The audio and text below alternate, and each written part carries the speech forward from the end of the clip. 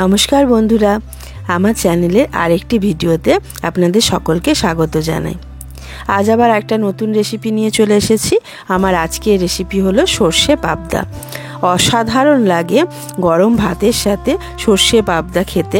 আপনারা যদি এই রেসিপিটা আগে বানিয়ে থাকেন তাহলে আপনারা তো জানেন এর স্বাদ, আর আপনারা যদি না বানিয়ে থাকেন তাহলে আমি যে পদ্ধতিতে বানাচ্ছি সেভাবে আপনারা বানিয়ে একবার দেখুন, আপনাদের নিশ্চয়ই পছন্দ হবে। প্রথমে আমি এখানে 6 পিস পাবদা মাছ খুব ভালো করে ধুয়ে পরিষ্কার করে নিয়েছি। তারপর তার মধ্যে দিয়ে দিলাম নুন, হলুদ, সামান্য একটু লঙ্কার গুঁড়ো আর একটু সর্ষের তেল। সর্ষের তেল, নুন, হলুদ, লঙ্কার গুঁড়ো খুব ভালো করে মাছের গায়ে মাখিয়ে নিচ্ছি। এভাবে মাছের গায়ে মশলা মাখিয়ে নিয়ে 10 মিনিট আমি রেখে দেবো। 10 মিনিট পরে আমি মাছগুলোকে ভালো করে ভেজে নেব। আমি এখানে কড়াই গরম করে তাতে দিয়ে দিচ্ছি পরিমাণ মতন সর্ষের তেল। মাছগুলো আমি সর্ষের তেলেই ভাজবো। সর্ষে পাবদা এই রেসিপিটা সর্ষের তেলেই করার চেষ্টা করবেন, তাহলে এর স্বাদটা বেশি ভালো হয়। এই মাছগুলো কিন্তু তেলে ভীষণ ফোটে, তাই খুব সাবধানে এটাকে ভাজতে হবে। মাছগুলো এক পিঠ ভাজা হয়ে গেছে, আর আরেক পিঠ আমি ভেজে নেব। পাবদা মাছ কিন্তু খুব নরম মাছ, তাই এটা ভাজার সময় বা ঝোলে রান্না করার সময় এটাকে খুব সাবধানে করতে হবে, না হলেই ভেঙে যাবে। বাকি মাছগুলো আমি একই পদ্ধতিতে খুব সাবধানে ভেজে নিচ্ছি। আমার সব কটা মাছ ভাজা হয়ে গেছে। এবার আমি এগুলোকে তেল থেকে তুলে একটা পাত্রে আলাদা করে রেখে দিলাম।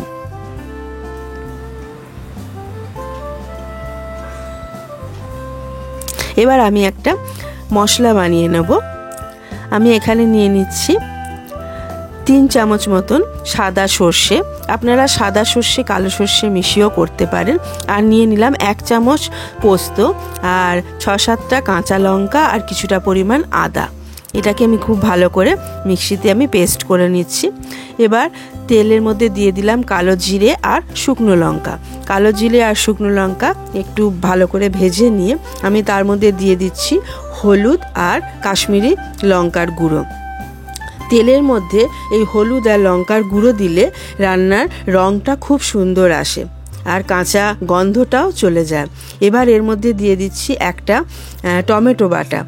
টমেটো বাটাটা কাঁচা গন্ধ দূর হওয়া পর্যন্ত খুব ভালো করে এটাকে আমি রান্না করে নিচ্ছি। এবার যে সর্ষে পোস্তটা বেটে রেখেছিলাম সেটা আমি দিয়ে দিলাম। সর্ষে পোস্তটা এভাবে একটু ভালো করে কষিয়ে নিতে হবে মশলার সাথে, তাহলে এর স্বাদটা দুর্দান্ত হয়। তবে সর্ষে খুব বেশি পরিমাণে কষানো বা ফোটানো যায় না, তাহলে কিন্তু সর্ষের স্বাদ তেতো হয়ে যায়। সর্ষেটা বাটার সময় আমি অল্প একটু নুন দিয়ে দিয়েছিলাম। এবার এর মধ্যে বাটিটা ধুয়ে আমি একটু জল দিয়ে দিলাম। এবার দেখুন সর্ষেটা ফুটতে শুরু করেছে। আমি পরিমাণ মতন যতটুকুনি ঝোল দরকার ততটুকুনি আমি জল দিয়ে দিলাম। এটা খুব বেশি ঝোল থাকে না, এটা গা মাখা হয়। এবার দিয়ে দিচ্ছি স্বাদ অনুযায়ী নুন আর সামান্য একটু চিনি। এটা দিলাম স্বাদটাকে ব্যালেন্স করার জন্য, যেহেতু আমি এখানে টমেটো বাটাটা দিয়েছি। এবার আমি ঝোলটাকে ফুটতে দেবো। ঝোলটা ফুটে উঠলে আমি এখানে ভাজা পাবদা মাছগুলো দিয়ে দিচ্ছি। পাবদা মাছগুলো যে আগেই বলেছি খুব নরম মাছ, তাই এটা বেশিক্ষণ ফোটানো যাবে না। ঝোলের মধ্যে মাছগুলোকে দিয়ে খুব সামান্য পরিমাণে ধরুন 3-4 মিনিট এটাকে রান্না করে নিতে হবে। এবার আমি দিয়ে দিচ্ছি কয়েকটা কাঁচা লঙ্কা চেরা। এটা দিলে রান্না থেকে একটা সুগন্ধ বেরোয়। আর দিয়ে দিচ্ছি ধনেপাতা কুচি। এবার 3-4 মিনিট আমি ভালো করে রান্না করে নেব, তাহলেই আমার সর্ষে পাবদা একদম তৈরি হয়ে যাবে। এই রান্নাটা গরম ভাতের সাথে খেতে দুর্দান্ত লাগে। আপনাদের যদি আমার রেসিপিটা ভালো লেগে থাকে তাহলে আমার ভিডিওতে একটা লাইক করে দেবেন। আর এরকম রান্নার রেসিপি পাওয়ার জন্য আমার চ্যানেলটাকে অবশ্যই সাবস্ক্রাইব করে নেবেন। আর আজকের ভিডিওটা দেখার জন্য আপনাদের সকলকে অনেক ধন্যবাদ।